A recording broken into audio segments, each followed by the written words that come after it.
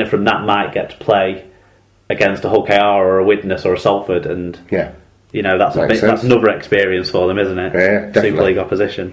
Okay, so that's the world of rugby league well and truly covered for last week. Let's look now into the future as we bring you our predictions for round 4 of Super League.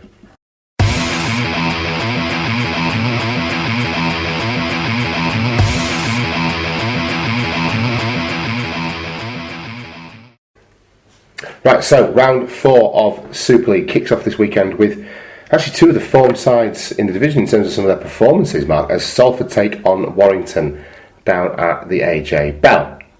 Yeah. How do you see this one turning out? I'm straight off the bat, I'm going to say I think Salford are going to win. I think at home, they've been strong anyway so far this year. Yeah. And I think at home they're going to be a team to be reckoned with. The way they performed in the first 2 home games. Against a top of the table sitting Widnes side and a St Helens side that you would expect to have done more than they did. Yeah. I saw the game on the internet when they played against Wigan at home in the pre-season as well, and they were impressive in that game too. Yeah. They've got some performers who are performing well. I don't think they're missing any injuries. I think they've got a little bit of a selection dilemma about what to do with Niall Evolds. Yeah. But if that's the only problem they've got, I think that they've got some strong pieces in place, and I'm willing to back them at home. Warrington have been playing well, but they're going to be missing Gidley, who seems to have been the glue. While Sando's been the splash play guy. Yeah. Gidley seems to be the glue that's holding that team together. Okay. Whether Ratchford will come in and overplay it to try and play well at his old, against his old club, and 2 perform to stay in the team somewhere somehow. And Warrington haven't been necessarily as clinical as they could be. We've seen that each of these weeks, particularly the Hull KR game and the Wakefield game at home. There's the difference between breaks and chances to actual scores. There's a little bit of a gap there, and against weaker opposition who they should have been beating. This isn't against weaker opposition who they should be beating. This is against a good, tough, hard-working Salford side who've got some players playing good level. I'm going 28 points to 20 in favour of the Salford Red Devils. How say you? I'm going the opposite way. Despite missing Kurt Gidley, I actually think that Warrington are going to have too much for Salford. Now, I get what you say about some of their issues in terms of their execution, but they've actually got the best points difference in Super League at the moment. So that says to me that whilst they might be having some lapses, they are able to get over and score some points. I think that it just came down to me. It was an exercise in looking at the teams on paper. Warrington have the better pack. Warrington have the better pivots for me. I think Ratchford will come in and perform well. I don't think he'll come in and overplay and overreach. I think he'll slot nicely in there, and I think that's what Tony Smith wants at the club. And I think that against a lot of other teams, you might make Salford favourites at home based on current form. But I think coming up against one of the better sides in terms of their beginning to the season, Warrington are favourites for this, and rightly so. I'm going to go Warrington by 10, 30 points to 20. Fair dude. So finally we differ in terms of predictions. Yeah. It's going to be an interesting week next week. Right, Leeds take on Huddersfield in the Brett Ferries derby down at Headingley on Friday evening. It would be more fun if it was at Huddersfield and Hughie was playing, but we'll wait for that later on. Yes, that's to come later in the year. Do you think they should do a Rex Ryan and make Ferris captain for this game? Should know the background to that. Rex Ryan's an American football coach who basically sends out as his team captains before the games to do the coin toss players in his squad who've pissed off the opposition somehow at some point in the past. So when he played against the Jets, which was his old team, he sent out a special teams linebacker who was the guy who broke the jaw of the starting quarterback and then got cut from the Jets pre-season after breaking the jaw of the starting quarterback. And he picked him up pretty much just to do this. Fucking hell, that's sensational. Just to shit it on and piss him off. And he's got a history of that. That's amazing. Yeah, absolutely. I think that's what should happen. I think that Ferris should walk into their own dressing room. I think they should just do all of that stuff. Now, neither of these sides have got a win, which is not something you'd have thought you'd have been saying at the start of the season. Now, you'd have thought you'd have been picking out this out as the top of the table clash. But Huddersfield are utterly disseminated at the minute, and I just don't see a way for them to go to Headingley and win this. Where are they at with some of the people coming back? Brough and Crabtree are the only two that I'm guessing are where's Wardle at?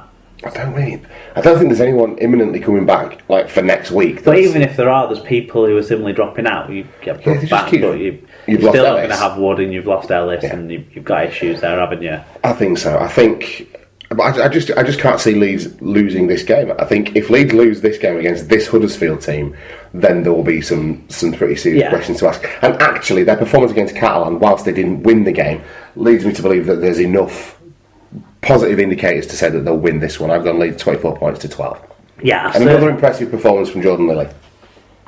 Definitely, I think he'll guide them around the park. I think Watkins has an opportunity here to stake a claim, like he did do when Hardacre was out, and he moved to fullback and staked a claim for being like a real player in the game. Yeah, he's got an opportunity to do that again now with the sort of the pivots out for the Rhinos, and up against that. What's his name? The centre, the gangler. Yeah. Anyway, Oliver Rob. No, up against him and. That's going to infuriate me. Yeah. And Foster, you've got to think he might have a bit of joy roll up. way. Yeah.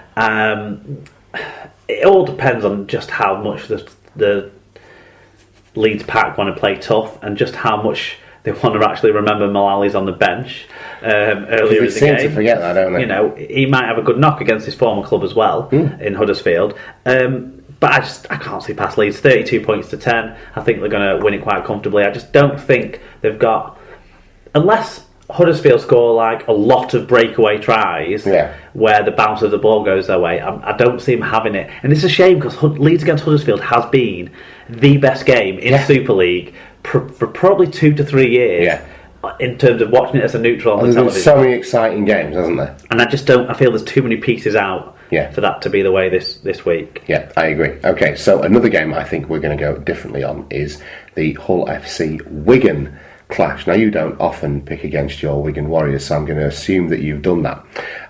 But let me tell you why I think Hull FC are going to win this game despite their defeat against the Castleford Tigers. I just think Wigan... I don't believe the hype at Salford for a kick-off.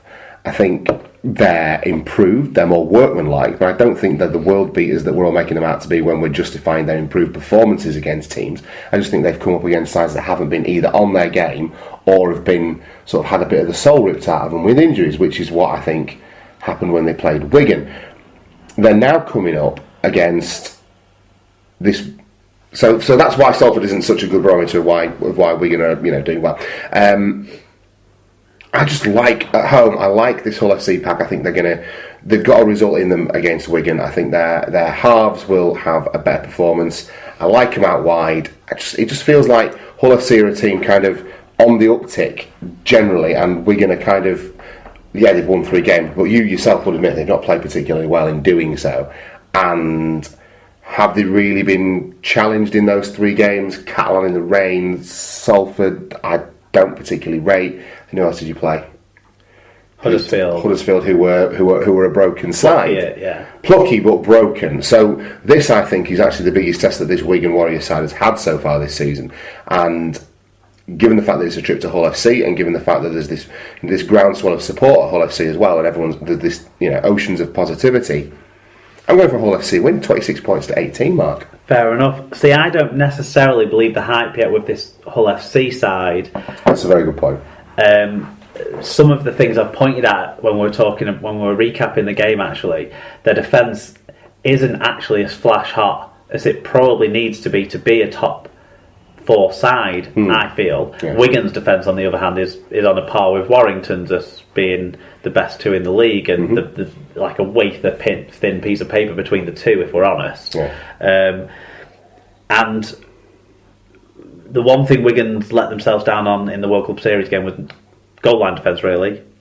That wasn't the case against Salford, and it wasn't the case against Huddersfield, and it wasn't the case against Catalan, really, although they didn't have to do much of that against Catalan.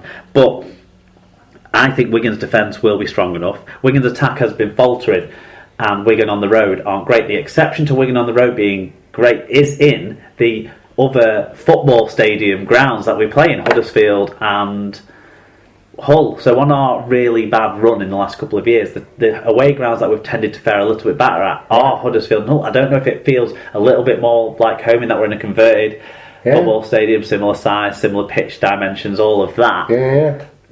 That's possible. That's a possible explanation. But we've tended to do okay on our travels there, and Hull FC haven't come up against a top defence yet. True. And I'm hoping Wigan can continue that form over, and I'm going to go with a win by Wigan of 23 points to 16. It's not going to be a big scoring game because Wigan's attack isn't on fire, but we're going to hold on and win because why would I back against my boys? You won't, will you? Okay, St Helens take on Castleford. Now, actually, this is the one I've struggled with this week in terms of picking a result, because I just have a feeling in my water that Saints are going to win it. They don't play great rugby. Castleford are playing well, but at Langtree Park, with Roby back, maybe a bit fitter and running things, maybe that's going to be the difference maker. I could argue this either way, and I've come down on either side of this fence over today when I was making my picks, and I've gone for a slender St Helens win in a bit of a dogged affair, a forward battle that ultimately sees them come out on top by 4 points, 20 points to 14 in favour of the Saints. 6 points.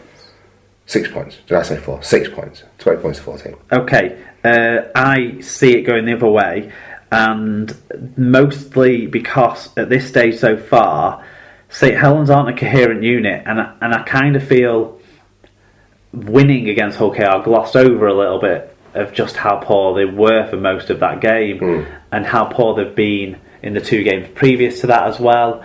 They haven't really put anything together particularly cohesive or coherent, apart from a couple of good kicks from Walsh in the first game and the most recent game, and whatever scraps that the cartoon dog can pick up and work off. Other than that, I don't see the coherence in that side, even with Roby back. I just look at the Castleford side. I think they're a settled unit. They're pretty much playing. I know Shenton's out. That's a big loss for them on paper, but it hasn't proved to be.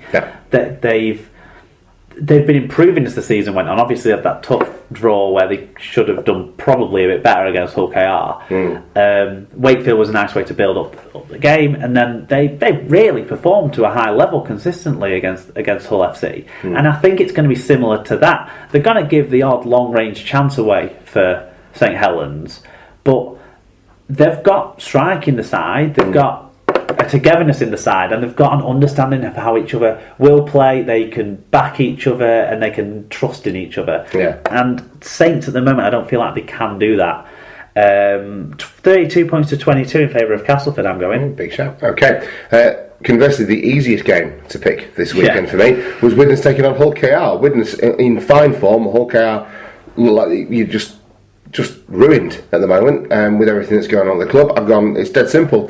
Widnes are a better team, 28 points to 14. I just don't see Hull KR having enough creatively or in the pack to get over the top of Widnes on the plastic pitch when this Widnes team are clicking as well as they have done. The outside backs are flying for them. Guys like Runciman have come in and done really well. Thompson's played really well for them. Kev Brown's a sensational player. They've got a good strong forward pack. I would be blown away if Hull KR won this one. 28 points to 14 in favour of the Chemics. The only reason that I could see Hull KR winning is because of how obvious it is to pick a Widnes win. When Widnes have been playing so far this year, okay, Salford away was a little bit different, but they've seemed to have more space on the pitch, more holes to run through than any other team. And it's crazy to think that that's the case. And compared to last year, when they were probably the team that took advantage of their opportunities the least, they are scoring tries this year. So I 40 points to 10. I'm going for Widnes. Big win then. Yeah, I think maybe this might be the point after this where something might turn around. They might start having to face up to tougher efforts. But unless the conditions go completely in some mental Catalan last 10 minutes kind of conditions, I don't think they're going to have to be that tough in this game. And so I don't think the questions are going to be asked of them. 40 points to 10. Okay, final game of the weekend then sees Wakefield take on the Catalan Dragons down at Bellevue. You seemed conflicted about this when we were talking off air. I have gone for a slender Catalan Dragons win, 20 points to 14. Now I'm 4-point win then. Yeah, a 4-point win, exactly. My mental arithmetic notwithstanding, thank you.